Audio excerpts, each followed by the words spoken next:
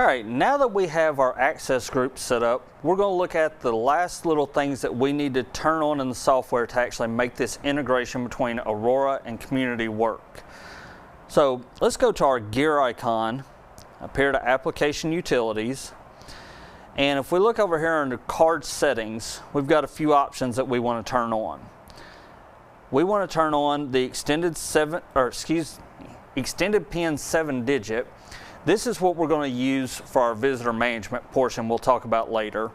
We also want to auto-generate a PIN. That way a PIN is generated automatically for every user in the software. It just needs to be there for the extended PIN to work. And we're going to turn on this Kaba integrated mode. Now it's going to pop up a little warning here. Hey, once you turn this on, you can't turn it back off. So we're good. We know we want to use it. So I'm going to hit yes, turn it on. And if we're using our Keyscan long-range reader push buttons that are that Keyscan 36-bit format, we're going to check this box for Enable Keyscan Credentials for Extended Card Format. I am using those in my demo, so I'm going to check it. Basically, it just allows those 36-bit credentials to work with this integration on the same panels. So I've got those options marked there. And you notice this auto delete on expiry says delete person. So that way when we have a credential that expires from Community, it's automatically going to delete the person out of the Aurora software so we don't have that excess in our database. Otherwise that database would just balloon up because nobody's going in there to maintain it in Aurora. So we've got that option turned on to get rid of all those things. So I'm going to save that. And then I'm going to go in here. My last real big step is database maintenance. Let's do our backups. So we've got an option to backup now. I'm going to click that and it's basically going to say, hey, this may take a long time. My database isn't very big right now, so I can click yes on it. And it's going to take just a few seconds and it's going to tell me the backup was done.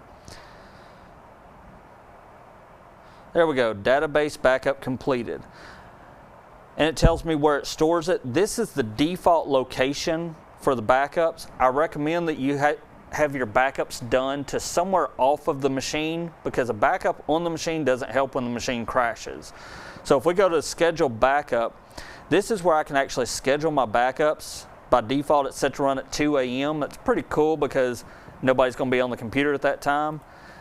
I like to run them every day. It really depends on how many backups you want, how much. I run them every day and set delete backup older than 30 days, so I've got 30 backups on my computer at all times.